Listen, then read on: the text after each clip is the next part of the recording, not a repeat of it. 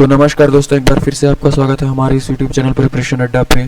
तो आज के इस वीडियो में बात करने वाले हैं कि CSIR के NBRI यानी national botanical research institute Lucknow द्वारा जो मल्टीपल पोस्ट के लिए ऑनलाइन वैकेंसी निकाली गई है, उसके लिए आप ऑनलाइन घर बैठे कैसे अप्लाई कर सकते हैं, घर बैठे आप कैसे आवेदन कर सकते हैं। तो आज के इस वीडियो में हम यही जानेंगे। अगर आप लोगों को नहीं पता है तो मैं आप लोगों को बता दूँ कि CSIR राष्ट्रीय वनस्पति अनुसंधान संस्थान राणा प्रताप मार्ग लखनऊ द्वारा मल्टीपल पोस्ट के लिए वैकेंसी मांगी गई है, आवेदन मांगी गई है, जिसकी जो ऑनलाइन अप्लाई करने की जो डेट है वो ऑलरेडी 3 मई 2025 से शुरू हो चुकी है और इसकी जो अंतिम तिथि रहने वाली है यानी लास्ट डेट रहने वाली है वो 2/6/2025 यानी 2 जून 2025 शाम 6 बजे तक रहने वाली है। तो अगर इनमें से हम कुछ मेन पोस्ट की चर्चा कर लें तो जिन पोस्ट के लिए वैकेंसी निकाली गई है उनमें से सबसे पहली पोस्ट है टेक्निकल असिस्टेंट यानी तकनीकी सहायक, जिसके लिए टोटल 9 पोस्ट हैं और यहाँ पर कैटेगरी वाइज पोस्ट की डिटेल्स दे दी गई है। वहीं उनका जो पे लेवल है, टेक्निकल असिस्टेंट का जो पे लेवल रहने वाला है, सैलरी रहने वाली है वो 35,400 से 1,12,000 के बीच रहने वाली है। वहीं दूसरी पोस्ट जो है वो टेक्नीशियन की पोस्ट है जिसमें टोटल 18 पोस्ट है और यहाँ पर फिर कैटेगरी वाइज पोस्ट की डिटेल्स दे दी गई है। और टेक्नीशियन पोस्ट की जो सैलरी रहने वाली है, बेसिक सैलरी, वो 19,900 से 63,200 के बीच। वहीं junior secretariat assistant finance and accounts department की जो टोटल पोस्ट है वो 1 है और यहाँ पर कैटेगरी एक पोस्ट जो है वो OBC के लिए रिजर्व है। इसकी जो सैलरी स्केल रहने वाली है, पे स्केल रहने वाली है, ये 19,900 से 63,200 के बीच। वहीं जूनियर सेक्रेटरी असिस्टेंट स्टोर और परचेज की जो टोटल पोस्ट है वो 2 पोस्ट है, जिसमें अनरिजर्व कैटेगरी की 1 पोस्ट और SC की 1 पोस्ट। इसकी जो पे लेवल है ये 19,900 से 63,200 के बीच रहने वाली है।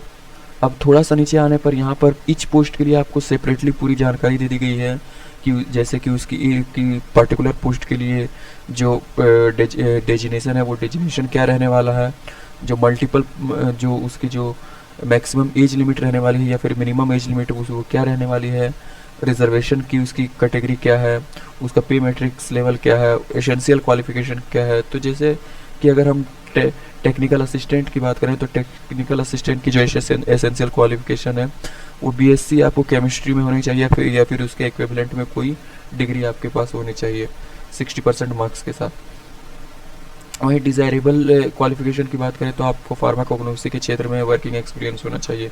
हालांकि ये जरूरी नहीं है, मैंडेटरी नहीं है, ये डिज़ायरेबल क्वालिफिकेशन है। आपकी जो जॉब रिक्वायरमेंट है वो यहाँ पर दे दी गई है। फिर उसी तरह डिफरेंट पोस्ट की जो है जो जॉब कैटेगरी जो है, रिजर्वेशन कैटेगरी है, एज लिमिट है, वो सारी चीज़ें आपको इस PDF में देखने को मिल जाएगी, नोटिफिकेशन के PDF में देखने को मिल जाएगी। यहाँ पे सिलेक्शन प्रोसेस की बात कर दी गई है कि ईच पोस्ट के लिए कौन कौन कितने स्टेप में सिलेक्शन प्रोसेस होने वाले हैं। तो आप इन सारी चीज़ों को एक बार अच्छी तरह से चेकआउट कर लें। इसके बाद यहाँ पर नीचे थोड़ा सा नीचे आने पर यहाँ पर आपको जो पेपर की जो क्वेश्चन पेपर की जो पैटर्न है उसकी पूरी जानकारी आपको यहाँ पे मिल जाती है। इसके बाद थोड़ा सा नीचे आने पर यहाँ पे एज रिलैक्सेशन की जानकारी आपको मिल जाती है।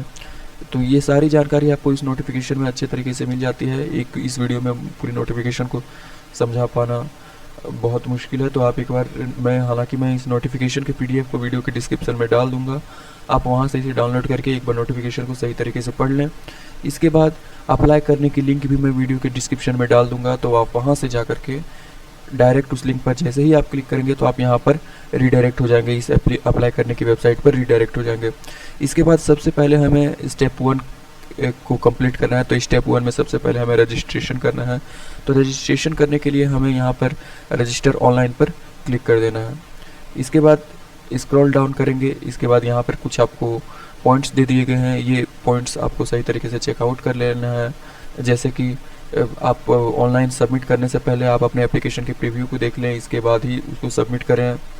इसके बाद एक एप्लीकेशन सिर्फ एक ही पोस्ट के लिए वैलिड होंगी आपकी, यानी अगर आप दूसरे एप्लीकेशन करते हैं तो आपको दोबारा से रजिस्ट्रेशन करना होगा दूसरे नंबर से और फिर दूसरे पोस्ट के लिए आप अप्लाई कर सकते हैं। एप्लीकेशन नंबर आपको रख लेना है ताकि फ्यूचर रेफरेंस के लिए फ्यूचर में आपसे कभी भी आपकी जो एप्लीकेशन नंबर या फिर एप्लीकेशन है प्रिंट आउट कॉपी, उन सभी चीज़ों को आपको रख लेना है ताकि फ्यूचर रेफरेंस में आपकी ज़रूरत पड़ सके।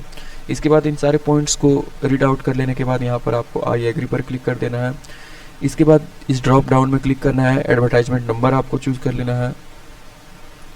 इसके बाद यहाँ पर आपको सामने रजिस्ट्रेशन की सारी डिटेल्स खुल जाती है। तो सबसे पहले आपको यहाँ पर अपना सैल्यूएशन चूज़ कर लेना है। इसके बाद यहाँ पर नेम वाले कॉलम में आपको अपना नाम डाल देना है। इसके बाद यहाँ से आपको अपना डेट ऑफ बर्थ चूज़ कर लेना है, जो भी डेट ऑफ बर्थ आपकी है।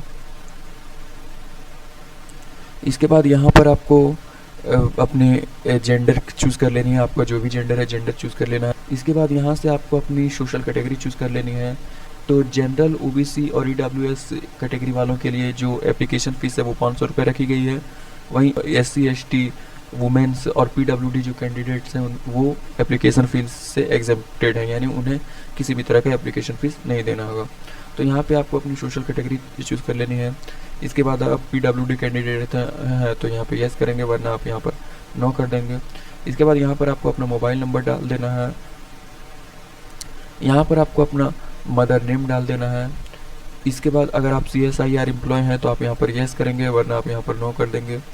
इसके बाद आप कंट्री के बाहर से अप्लाई कर रहे हैं, जैसे नेपाल, भूटान वगैरह से आप अप्लाई कर रहे हैं तो आप यहाँ पर यस करेंगे, वरना यहाँ पर आप नो कर रहने देंगे। अगर आप एक्स सर्विसमैन हैं तो यहाँ पर आप यस करेंगे, वरना आप नो करेंगे। अगर आप CSIR के आइडेंटिफाइड कैजुअल वर्कर हैं, जैसे कि आप कॉन्ट्रेक्चुअल वर्कर में काम कर रहे हैं तो यहाँ पर आप यस करेंगे, वरना आप यहाँ पर नो करेंगे। इसके बाद यहाँ पर आपको अपने ईमेल आईडी की जानकारी दे देनी है, जो भी आपका ईमेल आईडी है। इसके बाद यहाँ पर आपको कन्फर्म ईमेल आईडी कर देना है।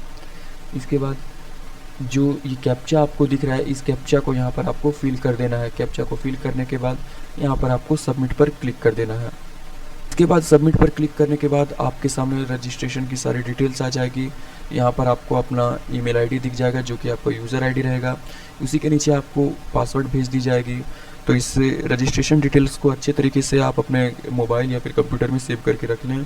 हालांकि ये रजिस्ट्रेशन डिटेल्स आपको अपने मेल आईडी पर भी मिल जाएगी, सेंड कर दी जाएगी CSIR के द्वारा। इसके बाद यहाँ नीचे आपको click here to go to login पर आपको क्लिक करना है, इस लॉगिन पर क्लिक करना है। इसके बाद जैसे ही आप उस पर क्लिक करते हैं आपको यहाँ पर यूज़र आईडी डालना है, जो कि आपका ईमेल आईडी होगा, और यहाँ पर आपको अपना पासवर्ड डालना है, जो कि आपको भेजी गई है आपको मेल पर। इसके बाद यहाँ पर आपको अपना एडवर्टाइजमेंट नंबर चूज़ कर लेना है। इसके बाद ये कैप्चा है जो है, इस कैप्चा को आपको यहाँ पर फिल कर देना है। इसके बाद यहाँ पर साइन इन पर क्लिक करना है। इसके बाद जैसे ही आप लॉगिन पर क्लिक करते हैं यहाँ पर आपको अपना यूज़र आईडी डाल देना है, जो कि आपकी मेल आईडी होगी, और आपके ईमेल आईडी पर जो पासवर्ड सेंड की गई है उस पासवर्ड को आपको यहाँ पर डाल देना है। यहाँ से आपको अपना एडवर्टाइजमेंट नंबर चूज़ कर लेना है। इसके बाद ये कैप्चा कोड यहाँ पर फिल करके आपको साइन इन पर क्लिक कर देना है। इसके बाद लॉगिन करने के बाद अपने एक नए पेज पर लैंड हो जाते हैं। यहाँ पर आपको डिफरेंट पोस्ट की एप्लीकेशन लिंक खुल जाती है। तो आप जिस भी पोस्ट के लिए अप्लाई करना चाहते हैं यहाँ पे सारी पोस्ट आपको मिल जाती है। जैसे junior secretariat assistant student purchase को अप्लाई करने की लिंक यहाँ पर मिल जाएगी। टेक्नीशियन की अप्लाई करने की लिंक आपको यहाँ पर मिल जाएगी। टेक्नीशियन की डिफरेंट कैटेगरीज है, इसलिए डिफरेंट कैटेगरीज के अप्लाई करने की लिंक आपको यहाँ पर मिल जाएगी। टेक्निकल असिस्टेंट की भी डिफरेंट कैटेगरीज हैं, तो उनको अप्लाई करने की लिंक आपको यहाँ पर मिल जाएगी। तो जिस भी पोस्ट के लिए आप अप्लाई करना चाहते हैं आप उसको यहाँ पर अप्लाई लिंक पर क्लिक करें। पर क्लिक करने के बाद यहाँ पर फिल फॉर्म पर क्लिक करें। तो फिल फॉर्म पर जैसे ही क्लिक करते हैं इसके बाद यहाँ पर आप पोस्ट कोड सिलेक्ट करने के लिए कहा जाता है, तो आप इसे चेक कर देंगे और सेव कर देंगे।